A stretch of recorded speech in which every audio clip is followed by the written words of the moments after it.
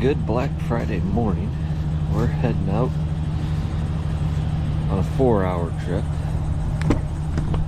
out to a little town in Indiana, and we're going out to pick up another Fencerow find. So I'll invite you to join us on this little excursion, and let's see what we can find.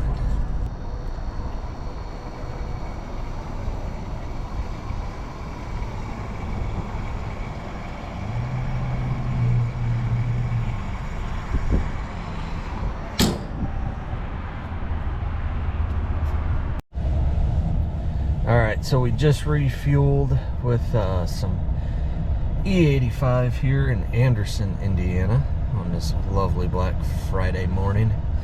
Still on our way to get that Black Friday special of our own. As you can see down here, we've got about 100 or so miles left on this trip. That's just to the destination. And yeah, you'll see what we're picking up. So stick with us. We'll let you know if we pass anything noteworthy, but for the most part it's just been pretty quiet, a nice quiet drive through the Midwest.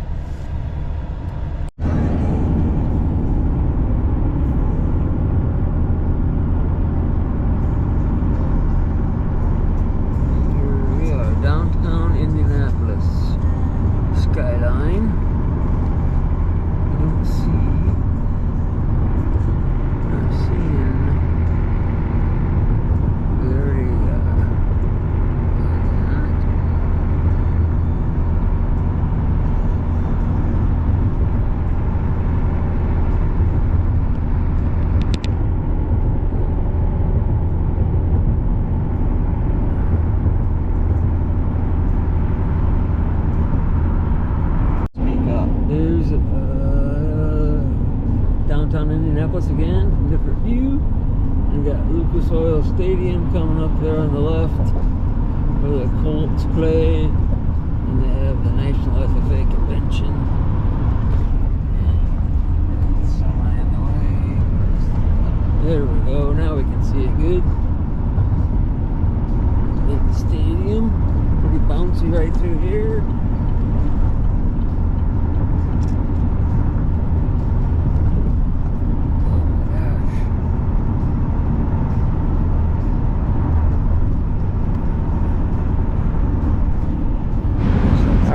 So this was our Black Friday purchase. It's a horizontal rear fold international cycloplaner. I got a 12-row for a project we got coming up. There's a tail light there. Out of respect for the previous owner, I didn't video us picking it up at his house, but went a few miles down the road and figured we'd do a walk around before we got too many miles behind us. Good news is we got lights at least. Tires seem to be in good shape.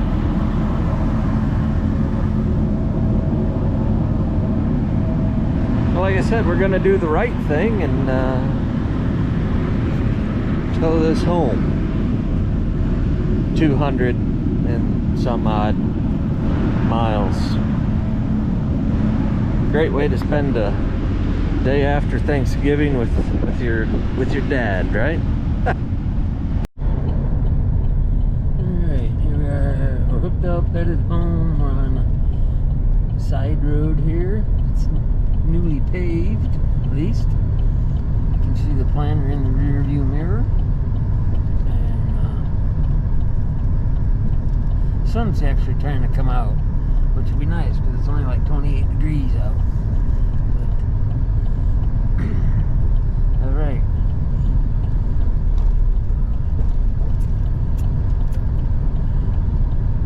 Going about 20 25, 30 miles an hour right now. Hopefully we can go a little faster on that main roads and get home before it gets too dark. Passing by the Great Dane manufacturing plant.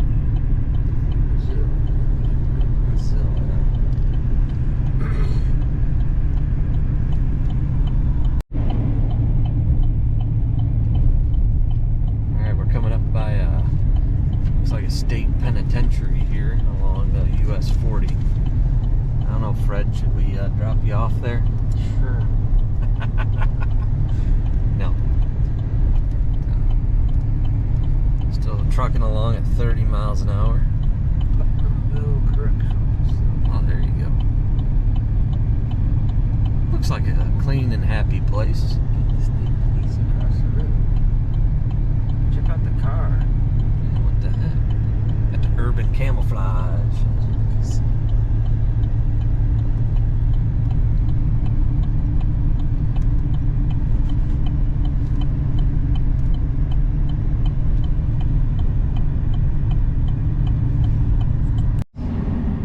What town is this in, anyway? Groveland. Groveland. Stopping for a quick bite to eat at the Burrito Loco. I'll have to see how good this possible gas station Mexican food is. Have to give you a review. Alright, so the verdict is in. If you're ever in Groveland, Indiana, you see this little BP station right here, Burrito Loco. Definitely a candidate for the diners, drive-ins, and dives show. It is amazing. Good food, good clean facility, great friendly staff. Alright, onward, back home. That must be their baseball stadium. Yeah. Purdue University, West Lafayette, Indiana. We home yet? Alright, we've hit another one of the great road closures slash detour to nowhere. And we lost the detour signs, so my trusty co-pilot's got it all figured out. Sure he does. Whatever you think. We're making pretty good time, I'd say. Trying to get back to, what is that, State Route 43 or US 43? Something on that order. To get to 40, what is it, 421 north? Yes. So, the many joys, the many joys. We might be home by Christmas Eve. I can't believe that. It's Westville. $1. Well, that's one of the distribution hubs for the good old Dollar General. But the main point is, after 130 some odd miles heading north, we are finally ready to point the headlights west. East. We're going east. See, We're not going west. no. Not yet, anyway. So, finally coming up to Route 6 East.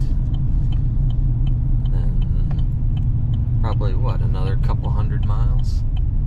Oh, God, I hope not. Back to Northwest Ohio. The joys. What Take it easy. the things I get myself into, right?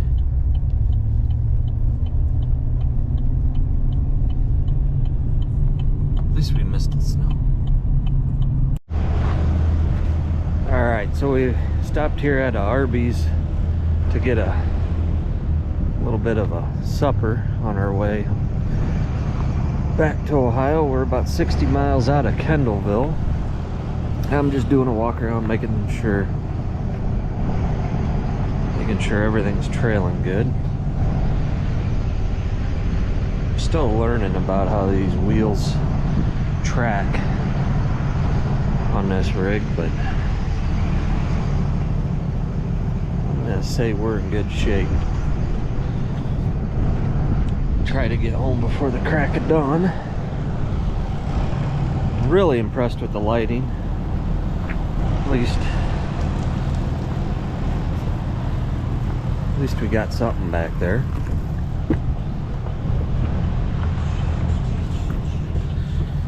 hit the road. Hey. You don't want to talk to me. Hey, Fred, what happened? What happened, Fred?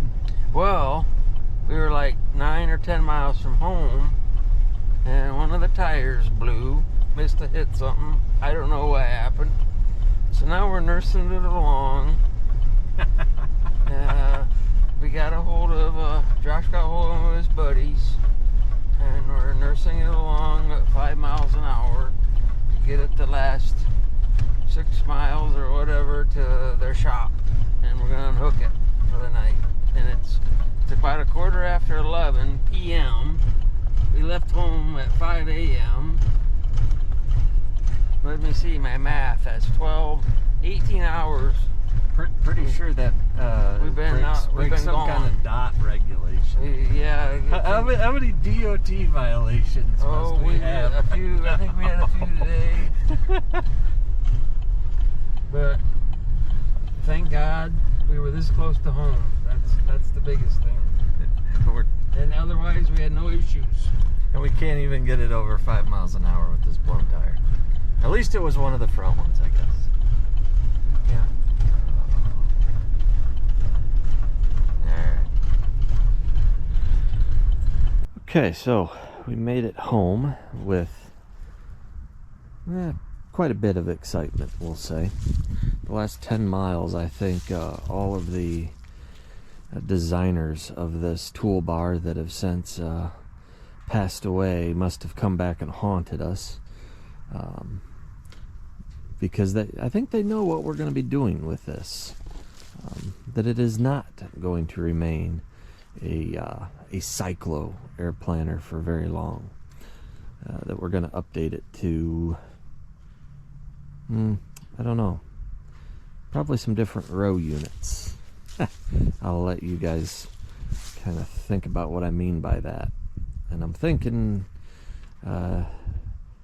you guys are already going to know based on what type of air card I have, the type of row units this planer's going to get. Makes sense why IH is haunting us? Yeah. Anyway, there's what's left of the tire that blew out.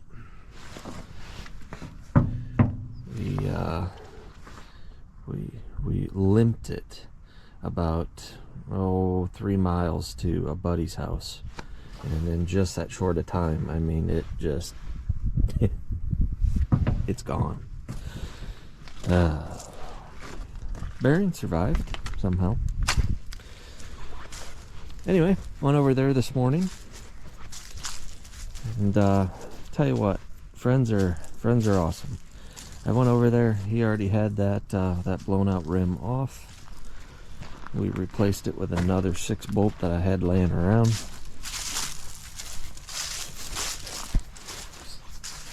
A little bit smaller. These are the 7.6 by 15s, but it worked to get it home. I might swap the rest of these out. I think these are 9.5 by 14s. They're a little bit fatter. I have to look at the tire specs and see if the weight's any different. Or if the diameter's any different. But then we encountered another problem in all that vibrating that happened. These back two tires, yeah, they got a little close. What happened is, I think, anyway, this is what happened. This cylinder, yeah, you can kind of see that a little bit. Same on this one.